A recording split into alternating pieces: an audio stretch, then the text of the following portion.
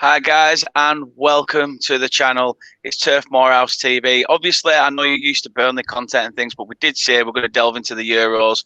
So let's start with a match reaction for England versus Croatia. First of all, a big hello to our guests. We have Chris from Leicester Till I Die TV. How are you doing, mate? All right, mate. And let's be honest, we wouldn't be doing this if we'd lost. Hey, I don't blame you. I don't blame you. And how's it going, Mark? Are you all right? Yeah, and I agree with Chris. England only talk when they win, but yeah, I'm doing good. Oh. So if any of you guys want to give a plug to your channel, feel free to go ahead and give it a plug. You go first, Mike. Yeah, Mike Green on YouTube recently applied for monetization, so hopefully we get that in the next couple of days. But yeah, go and check that out. You put content, but obviously like Dan doing the Euro content. My channel is literally just Euro based at the moment. Watch alongs every single day. So yeah, make sure to check her out. And it's at Leicester TID on Twitter. Not yet monetized. I'm quite a way off it on YouTube, but Leicester Till I Die TV. Give us a subscribe. Help us earn some money. I need the cash. We're Leicester, and yeah, give us a follow.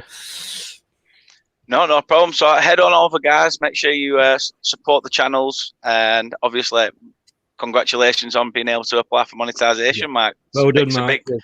Big move is that. So we hope to follow in your footsteps. It's all them Newport County fans, isn't it?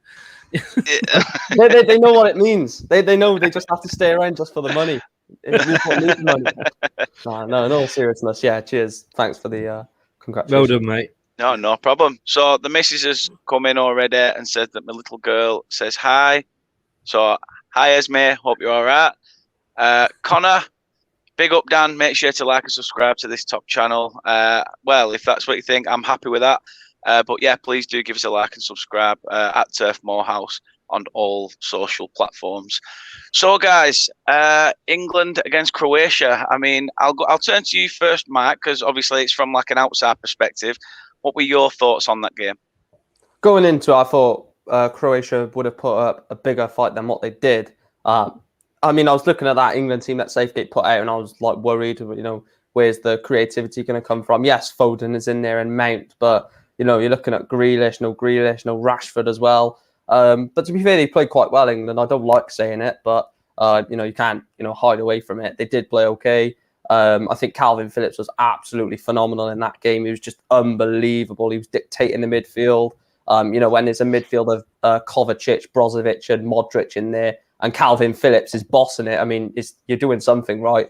And I said that going into the game. I said it on my watch long, and I said, you know, pre-game, I said, you know, Croatia are going to boss the midfield, which I thought they would. But Rice and Phillips played fantastic. And for me, I think, you know, they gave the man of the match to Sterling, but for me, it wasn't. It was Calvin Phillips. And Sterling just finished off what Sterling does. Someone actually said in my watch long, Sterling scores the chances they don't have to think about. You know, the tap-ins, he will score, but when he has to, you know, take a touch, bring it under control, then finish it, that's when he messes it up. But when he's just got, you know, 6 yards away from the goal, bang, he most likely will score it. But yeah, it was just comfortable from England, really. And Croatia didn't look like they caused many, or they were going to cause many problems during the game at all. No, it was a tough afternoon, to be fair, prior to kick-off. It's like you said, Chris, already off camera, you know, it was our toughest game, wasn't it, of the group? Well, on paper, yes. I can just say, first of all, I'm really disappointed your logo is covering up my FA Cup winners flag. But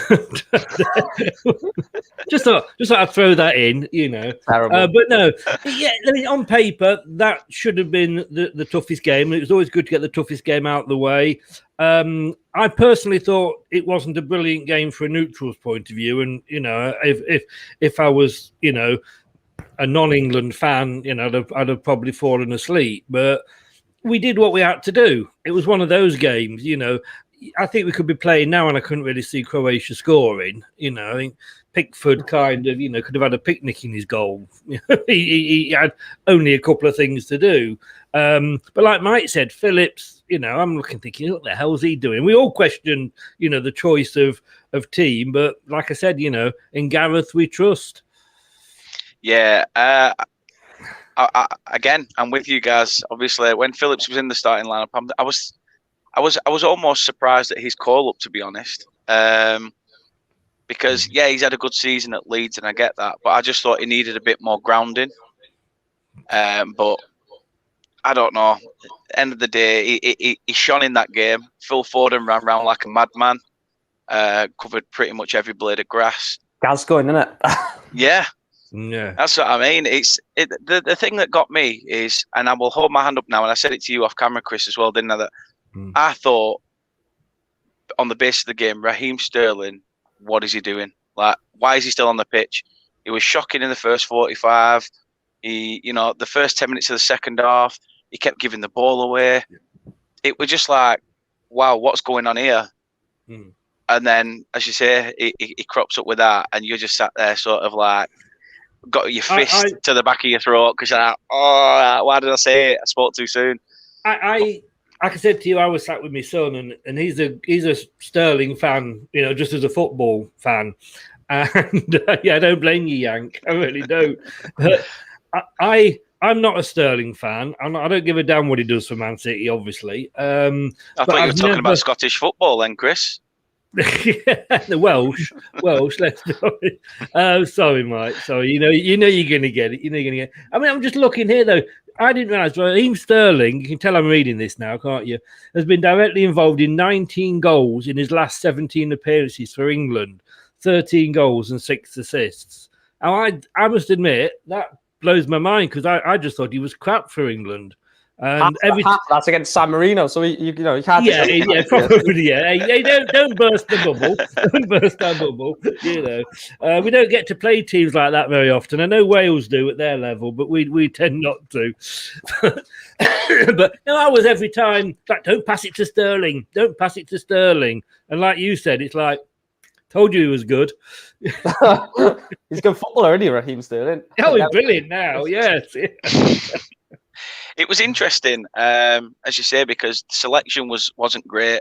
You felt a bit for the two left backs on the bench, having Kieran Trippier playing at left back, especially when he's got so much creativity on the right hand side. You'd have expected someone especially like Luke Shaw, after the season he's had at United, to have stepped in and played a big part. But it seemed to work, as you say. It seemed to cancel out Croatia's threat coming forward. There were barely anything to do. As you say, Brozovic were kept quiet. It was a strange afternoon because as much as I don't think we sort of got out of first gear. I think Croatia tried to do what they could against us, and I was sceptical about this game due to the incident in the World Cup. The Trippier free kick and what happened afterwards. Don't, I'll cry. But. Show me your tears, you Englishman.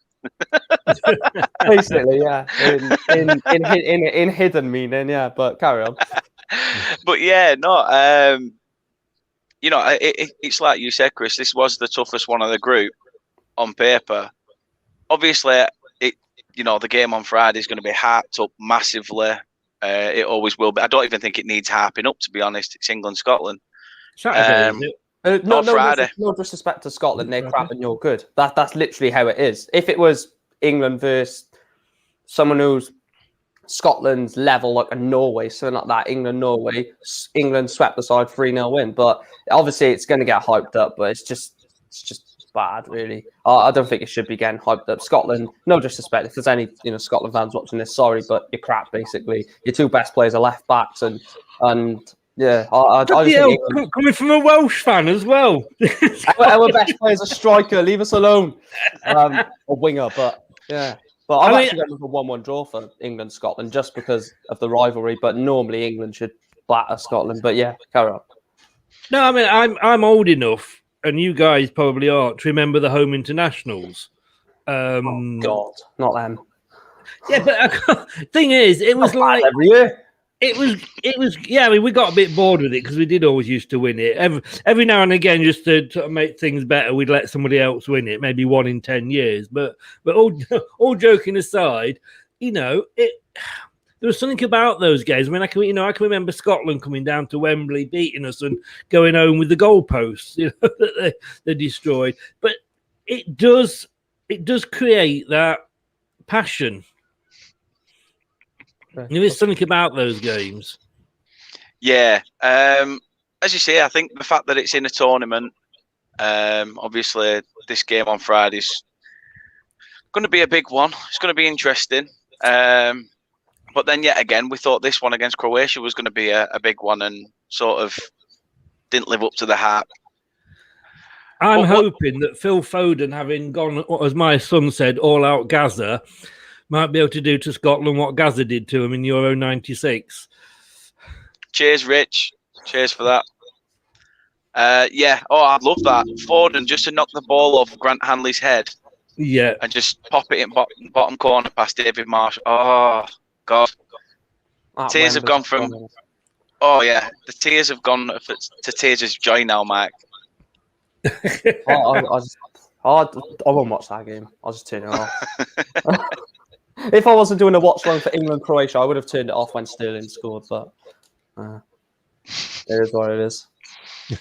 It is. I mean, obviously, let's not shirk away from the elephant in the room. I mean, let's sort of just pop away from England Croatia for a minute and give a bit of a mention to the Christian Eriksen incident. Yeah. I mean, I've not personally seen anything like that since the Fabrice Muamba moment. Yeah, I see the same, yeah. And it's always hard to see. I mean, what were your thoughts on it? Well, I was doing a live watch along for it, and obviously I was getting involved with the chat and the game and stuff. It was an end-to-end game. Denmark have a throw-in in the far corner, and Christian Eriksen just drops to the floor, and my heart just stopped. Like, my heart went in my mouth, and I was like, oh, this is like. First of all, I thought he got fouled, and I thought, oh, yellow card for the Finland player. Eriksen will get up and we'll go again. And then, when all the players surround him, when the camera, I don't agree with what the camera done, but that's besides the point. When the camera did go on him and we actually knew what was going on, I was like, I'm sorry, I gotta end the stream. I can't. This is just disrespectful to carry this on. But obviously, I was still watching it when I ended the stream, and I just couldn't believe it. Like, football, it makes you realise how little football is compared to life, doesn't it? Like, the whole of football just basically stopped because and it doesn't matter who it is. It could be Ronaldo or a Sunday League player. It doesn't matter who it is. It's scary that something like that can happen. I believe it was a cardiac arrest as well, from Fabrizio Romano's tweet. So if it is a cardiac arrest, that will probably be his career done. And it's not about his career, but a lot of people got to be careful. I mean, you've got to be careful with these type of things now. I'm not saying because it's happened to him, it could happen to another footballer, but it's Muamba now, like you said earlier. Now it's Christian Eriksen. That's two footballers in football terms, relatively short period of time that two players have collapsed on a football pitch, and just thankfully everything is fine. He's FaceTimed the Denmark team to tell him no, he's all fine. He's talking up and stuff like that. But yeah, it was scary, especially watching it live. I mean, I don't know if you guys were watching it live as well, but just to see him just drop to the floor, just like I said, my hat sunk, and I was like, geez. Like, first of all, I didn't think it was anything bad, and then when I realised how bad it was, I felt guilty that I didn't think it was anything serious. But yeah, I'm just thankful that he's fine, he's well, basically, and just get a speedy recovery. Yeah, what's your thoughts on it, Chris? Obviously, Max touched on quite a bit there. I mean, your thoughts on the broadcasting? It's a shambles, isn't it? Yeah, I mean, as somebody who's had a heart attack himself, it always kind of brings it home when I see this sort of thing going, and I think it's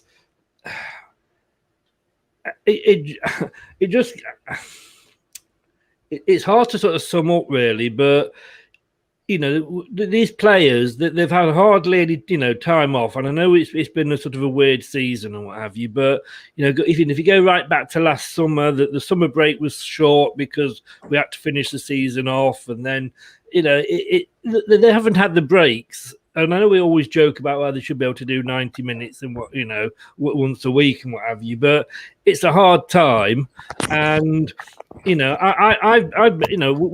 a charity match, in fact, between sort of Leicester and Doncaster, because at a couple of our matches, one of their fans and one of our fans had heart attacks and died. And it shows that at the end of the day, it's a game. That's all it is. It's a game, and the broadcast. And there's a lot of rumours going about why. Hank, I was just about to make that point. Then there's a lot of rumours going around and people saying why it was played, why it wasn't played. The BBC's got to take, from me, a bit of responsibility that they should have gone back to the studio straight away, because if I remember at the Mwamba one, there was very little filmed of the actual player on the ground. It was more of the fans all around the stadium, and the camera angles were sort of from the other end of the pitch. That was as good as I suppose you can do in this sort of situation. But the BBC, it should have been taken back to the studio. They had control over that. They've got to have control over that, obviously. And I think that they're trying to blame UEFA kind of just sums up the BBC at the moment. Yeah, with everything that's gone on with the BBC, it's been, the BBC's been dragged through the mud for a lot in the past couple of years. So to have aired what they had was shameful, in my opinion. I mean, all it takes is one England fan to run across that pitch, or a Denmark fan to run across the pitch with nothing on and streak across that pitch, and the camera would literally pan off. Yeah. So why couldn't it pan off at a moment that, that they still had the camera running while all the players were stood around him? That's what annoyed me. Yeah, I think in fairness to the go on, Chris. In fairness to the cameraman, I mean, where was it being played?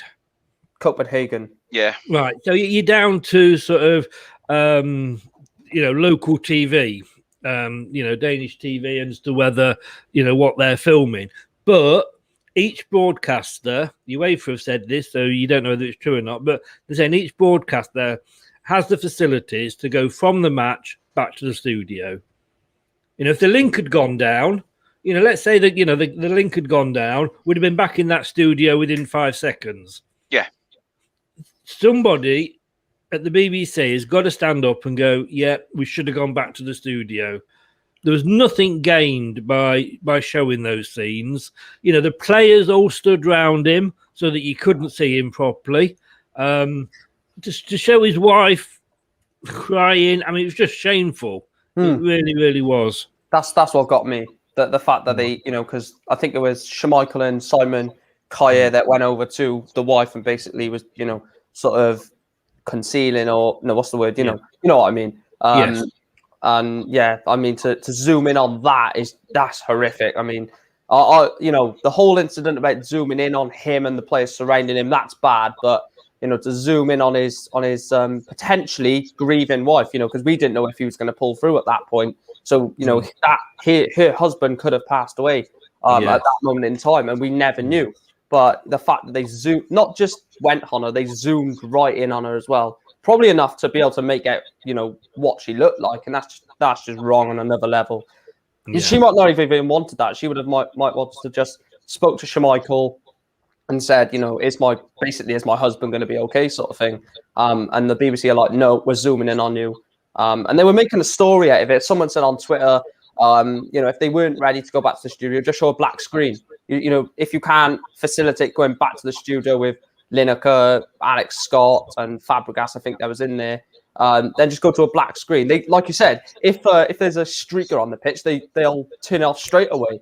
But if someone's potentially having a heart attack, it's a different story, and that comes down to a whole different thing with the BBC, which I won't get into. But yeah, it's horrific what they've done. But I'm just glad he's okay more than anything. I don't care about the broadcasting. Don't care what they've done as long as Christian Eriksen is stable. Yeah. That's the main thing. But yeah, it was bad from the BBC. Yeah.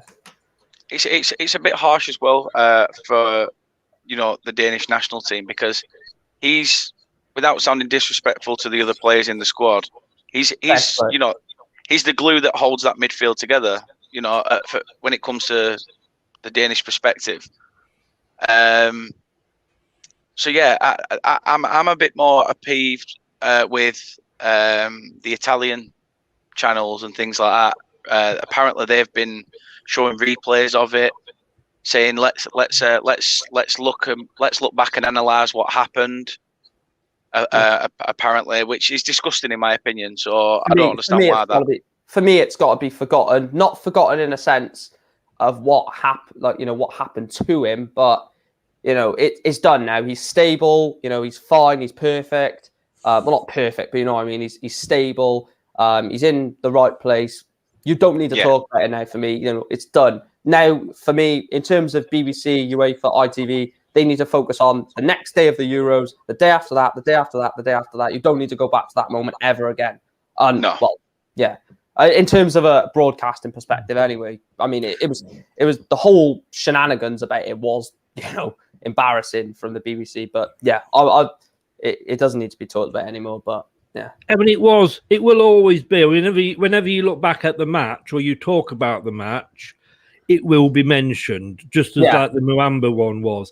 But you're quite right, Mike. You do not need to show it. You do not need to sort of, like you say, analyze it or anything like that.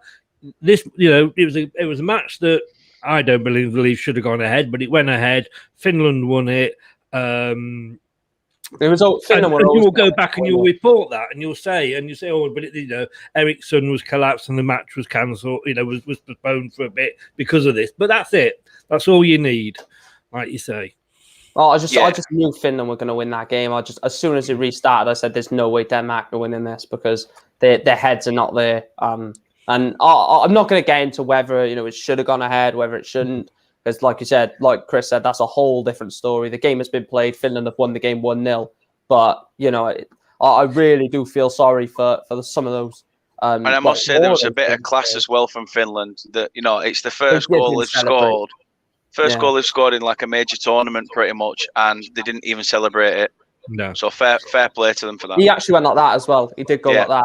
So I just actually want to take, you guys won't know this, but a while ago at Leicester, and I'm going back now 20 years, if not longer, but Leicester, we had a player on loan. I can't remember his first name. It was called Clark, a surname. And we were playing Nottingham Forest in an FA Cup, I believe it was. Great big rivals, obviously, Leicester and Forest. Martin Allen was our manager at the time.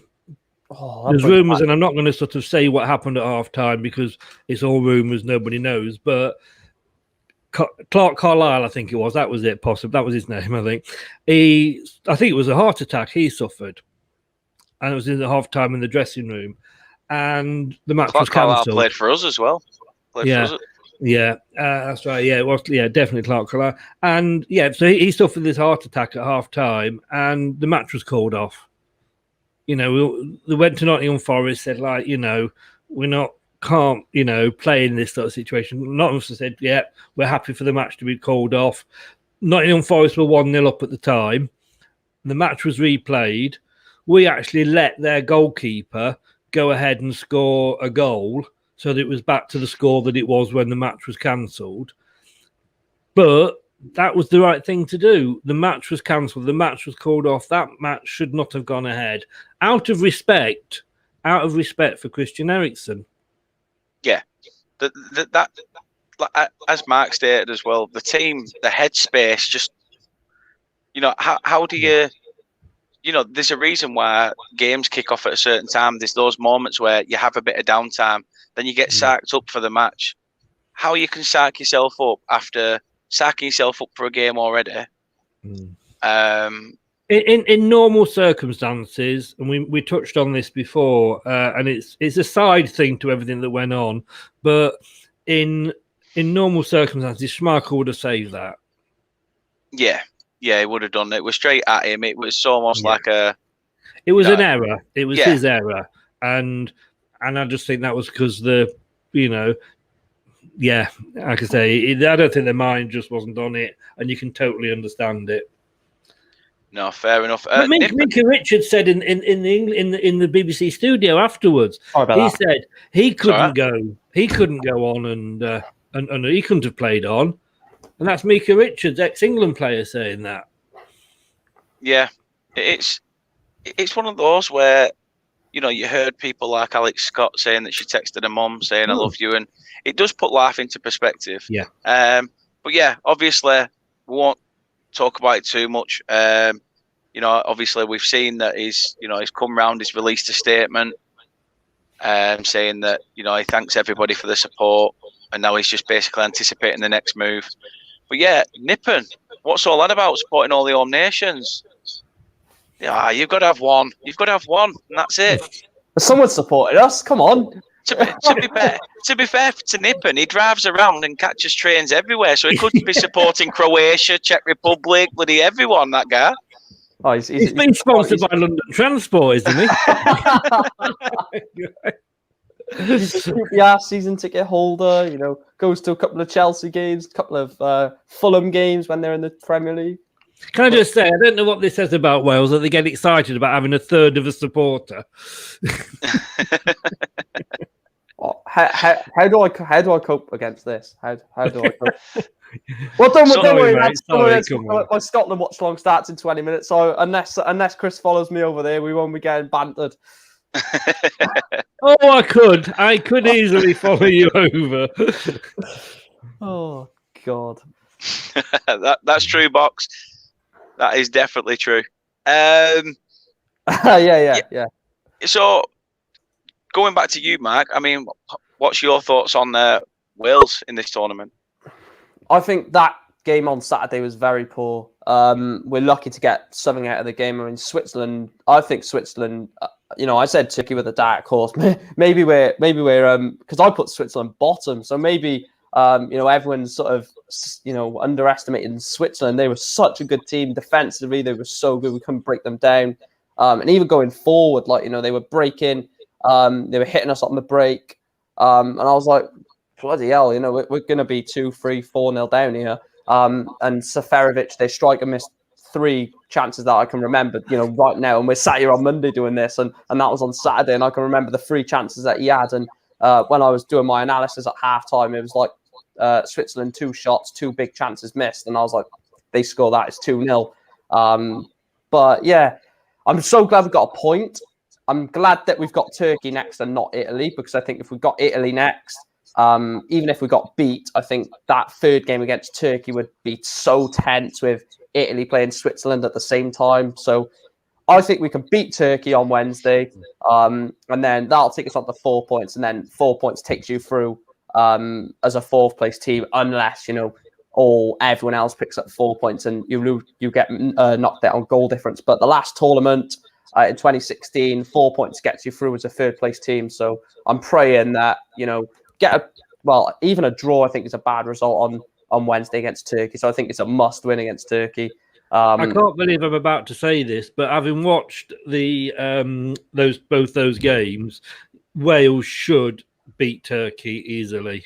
Turkey were absolutely rough. I mean, Wales, in fairness, you were brilliant, but then nor was Switzerland. It was just one of those games, like to a neutral, like the England game. It wasn't the greatest game to watch, but Italy could have gotten into double figures. I mean, it was Turkey were awful, and I say it's sticking in my throat a little bit, but Wales should beat Turkey. Yeah, I think you guys have got it in the bag against Turkey, surely. I just want to give a shout out to Nippon, who's just announced that his teacher is Judy Murray.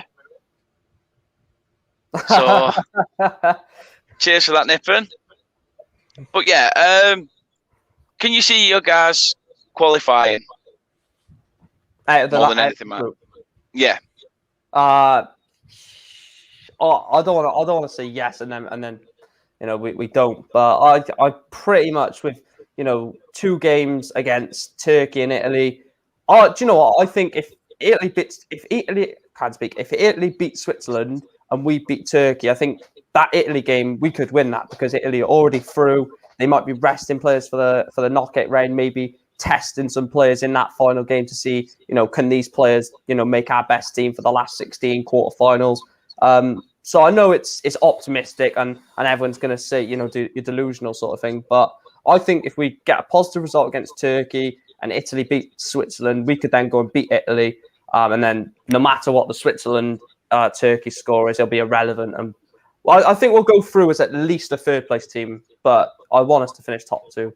But I think third place is, as long as we don't get beat by Turkey, then third place should be ours, I think. Nah, I think that's a decent positive outlook, to be fair. I am positive. No one else is. No, personally, I wouldn't argue with that. Like I say, I can see Wales finishing second in this group. Having watched those 2 games, and I think if you have a look, the gap between the first game and the second game is quite big, almost a week. But then the gap between the second and third game is only so. Like you say, Italy want to win the next game, and then you're through. On that group, they're through. So, like you say, and then knowing they've got another game coming up 3 or 4 days after, they might be, like you say, want to rest players for that. So yeah, I can see that working out, and I can't believe I'm saying this. Please delete this video when it's finished, mate. Don't put this on the internet. But I'm gonna clip this. I'm gonna come back after my Scotland Czech Republic stream and clip this. You're going to clip it and make it a jingle, aren't you? If I do that, will that mean nothing's ever recorded?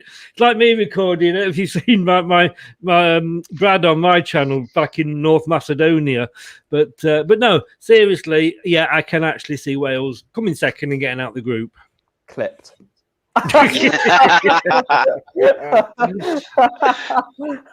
Oh, cheers, Rich. Thank you very much. Yeah, as we say, we're on the hunt to 100 subscribers, at least before the start of the new season. And fingers crossed we can get there. Hopefully, but I think we're at 89 last time I checked, so should get there. I'll push. If I have to go and hand out leaflets outside Turf Moor, I'll do something.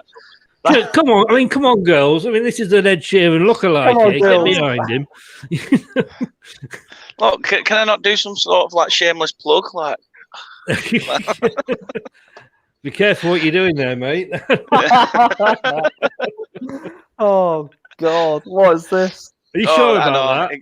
No, well, no, I'm not. Are you sure about that? Yeah. Never mind. To be fair, it did take me last minute to get that. Yeah. But yeah, I agree with Rich. Wales need a win versus Turkey, which I don't know. I mean, I'd say I'm so like weighing up all the options. I'd say even a point is not a bad result if Italy beats Switzerland, because then it'll be Italy on 6 points, Wales on 2, Switzerland on 1, Turkey on 1. So Turkey on, yeah. A draw could be good enough for you. Because Switzerland and Turkey could be a boring draw, and then Italy could be already through. Well, Italy could have won the group going into the third game, which I don't know what type of manager Mancini is. I don't know if he's the type of manager that if it's done before the final game, does he sort of rest players, or is he the type of manager that's sort of not arrogant, but like, no, we want to win every game, don't matter if we're through top of the group already. I haven't seen enough. The thing you've got to think about is who you get if you come first or second. Oh, do you know what? That does my head in. That does. Do you know what? England done that in the World Cup, didn't they, in 2018? Oh, do you know what? We'll bottle this against Belgium, so we get a favourable draw. Allegedly. 90%. Not. We'll have to go and ask Gareth. He probably won't even have a clue what he's doing himself, to be honest. But so he probably won't know. But yeah, I just hate it when teams do that. Like, because if England win the group, they have third out of France, Portugal, Germany. So I mean, is Southgate going to say, "Oh yeah, no, we'll bottle the game against Czech Republic on match day?" Yeah, but if we come second, because when I did my Euro predictions, we got us coming second in the group, and we get Spain. Yeah, so it's either Spain or France. No, it's Spain or Portugal or Germany, because France. Let's face it, France is going to win the group. Yeah. So it's yeah, you just got to play who's in front of you, haven't you? Yeah. Yeah, of course you have. I don't know what's all this about. I'm smirking. I'm in a happy mood. in a happy mood. We just beat Croatia 1-0. Hey, he's from Burnley. He's in his happy place.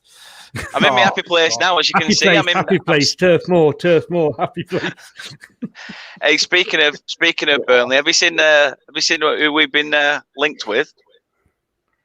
Oh, ooh. I mean, we're already a retirement home as it is. Why do we want a 36-year-old Ashley Young? Ask him to bring Alexis Sanchez with him. Oh, God. He's an excuse of a footballer, he is. Yeah. What a bloody town. Is it a free because nobody will pay for him? Yeah, he's been released by Inter, so Burnley, I think that's another reason why Burnley are going in. It'd be decent cover, but decent cover. A man of his experience. Yeah, decent cover. He's right. Yeah. Wouldn't wipe the shin pads of Charlie Taylor. Yeah, I was trying to think. Yeah. He wouldn't even wipe the shin pads of Eric Peters, let alone Charlie Taylor. But no, obviously, let's shift it onto Friday's game. England, Scotland. I know it's a bit of a nothing game for you, Mike. But it's Comedy Central if what I hope happens. Actually, Mike, come on. Sorry to jump in here, Dan, but I want to know, as a Wales fan, Scotland. You've got. So you can't go for the draw. Scotland. Do you want England or do you want Scotland? Scotland. It's me unsubscribing to you. Scotland. John McGinn. At least you're honest. I know. After all them nice things I said about Wales, geez, I take it all back. You shit. England might just get third in the group. They might just get through now, and England will.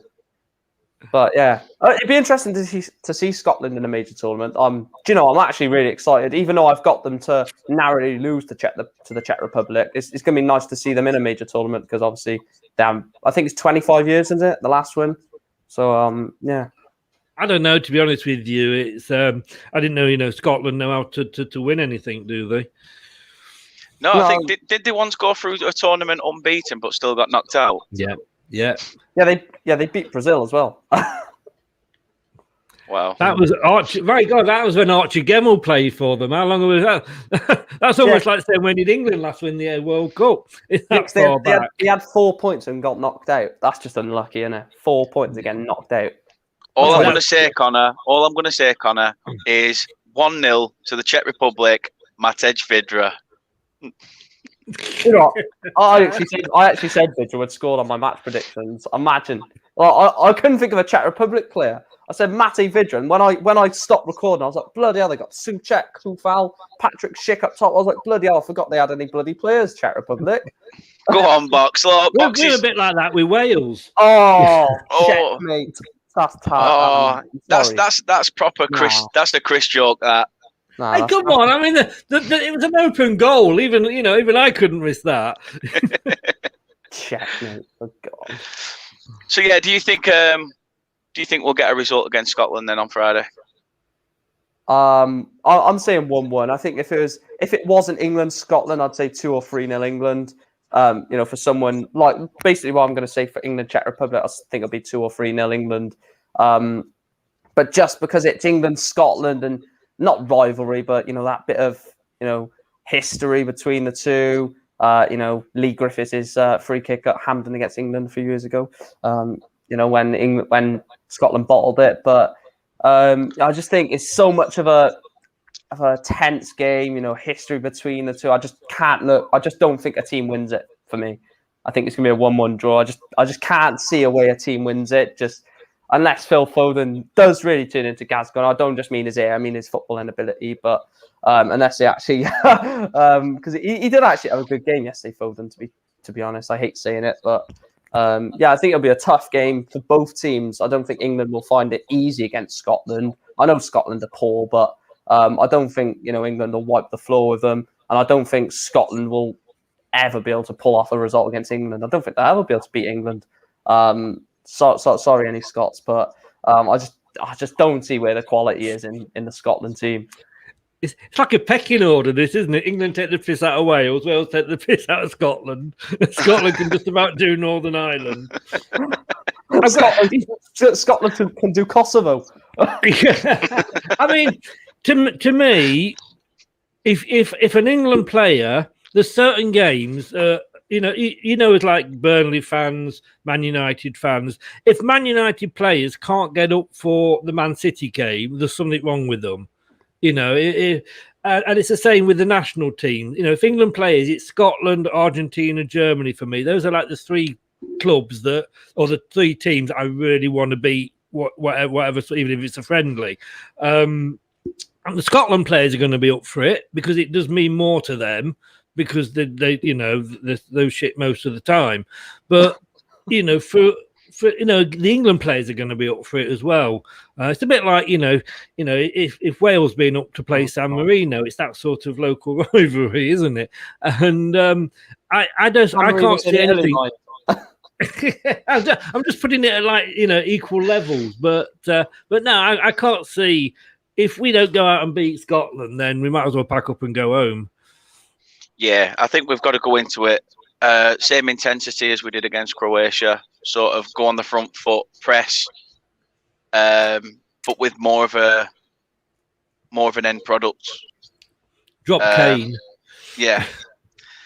I actually would. Yeah, I would. I don't think he did anything. Harry Kane was awful. Sterling was better than Kane, and that's bloody saying something. Yeah, at least Sterling actually touched the ball. I mean, Kane barely did anything. I mean, there was a move. I think we went forward around the 65th minute mark, and I think it was either Foden or Calvin Phillips bursting forward, and we ended up getting a free kick in the end because he was fouled. But Harry Kane was running at the side of him, and I'm thinking, why is Harry Kane not literally busting a gut to drop off the shoulder? And he might have been at full pace. He might have been blowing out of his arse. But from how it looked, it looked like there was no intent to get forward. Yeah. So obviously we got the free kick in the end, and it's an opportunity, but it's typical England. We didn't take advantage of it. Dan? I had this argument with my mates the other day watching the game because he has to start for me. He's a good player, and I said to them, I hate Grealish, but that was such a strong word to say. I think it's one of those where at club level, he's so frustrating against you. He is so frustrating, and I think that's why people can pretty much say, "Oh, I hate him." Every time we play him, he's there, like just nipping away at you all the time. And it's because he's good. Yeah, it is, and he's one of those players, and there's a lot of them about. And I'm the same with Harry Kane. I absolutely can't stand Harry Kane when he's playing for Tottenham. Not as a person. I mean, don't get me wrong. I think when we say we hate players, I don't think we hate them as people. We just hate them as players.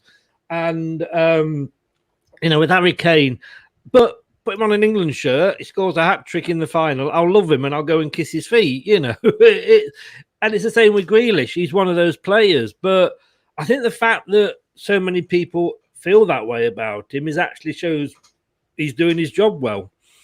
Yeah, and it's another one where people have been saying, he's constantly getting fouled, all the time.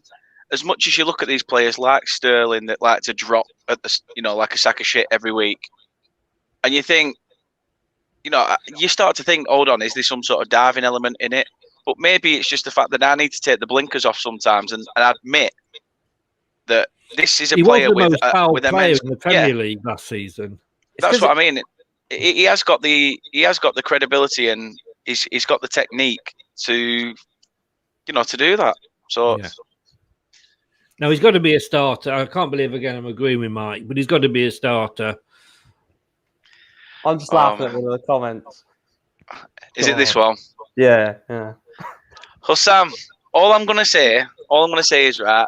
Look at the basis of our squad. We are Brexit FC, mate. If we don't support England, we've got problems. Oh my lord, dear! It's the things that get you that makes it better. It would be, wouldn't it? It would be for you. I'm not even going to come out with any Welsh comments. I'm going to refrain. I'm going to refrain. Good man, Dan. Good man. See, that's like me. I've kept you very.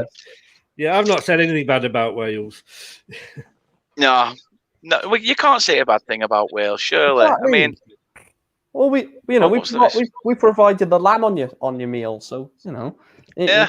But it's what happened to them lambs before they got onto our plates.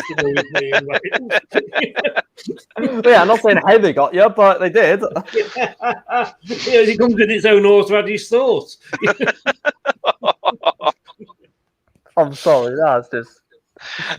Oh. Remember, Chris, he's only 10. What do you mean salad cream? I don't know what you mean. But no, honestly, thanks for coming on, guys. It's been a blast. Obviously, Mike's loved it, haven't you, Mike? Oh yeah, and now hopefully I'll get some Scots to come onto my channel and take the mick out of them as well. What a day! I know. Today to cap it off. Dan, we've all nip over to Mike's channel in like 10 minutes and carry on taking the mick out of him. No. Put it one way, the comments are going to be out of this world. God's sake. You didn't hear what I said there. Oh, come on, Bet Republic, please. I beg you, Matty Vidra, please. Hey, I'm with you on that one. I'm definitely with you on that one. But yeah, fingers crossed that you guys do all right. You know, obviously, well wishes to Wales in their group, because at least then if you get through, you know, there's a chance for somebody easy to beat. Oh, come on. You said that about Iceland, didn't you? Yeah. Oh. I got you there. I did get you there, to be fair. That's hurt. That has hurt you. That was there, mate. That was there. I'm going to... Yeah, if I've got to be honest with you, Dan, come on, we've got to take that. We can't. Yeah, we can't. We want Belgium again. We do. Another easy team to beat, Belgium. Honestly, mate, there's no need for it. No need. Dan, don't cry. Seriously, mate. It was only banter. You don't need to get upset. Oh, God. That was a good shot, that. Yeah, it was. I'll give you that one, Mike. I'll give you that one. Yeah. But no, thanks for coming on. Honestly, it's... You know, amazing. I'm sorry it was so last minute. I need to start getting some sort of structure involved. But no, thanks a lot, Chris. Thanks a lot, Mark. I'll start off with you, Chris. Why don't you give yourself another plug? Yeah, my channel is the Let's Take the Piss Out of Wales TV. Leicester Till I Die TV. I've lost all any Welsh subscribers I had. I'm completely lost. Yeah, you had about you probably had a contingency of about 300 Welsh subscribers, and they've all just gone, nope, out the door. See you later. Yeah, I'm going to go check my numbers in a minute. Hey, it's banter. Leicester Till I Die TV on YouTube, at Leicester TID on Twitter. Brill. And Mark, give yourself another plug. Mike Green on YouTube. I'm going to be live in a few minutes for we'll be there.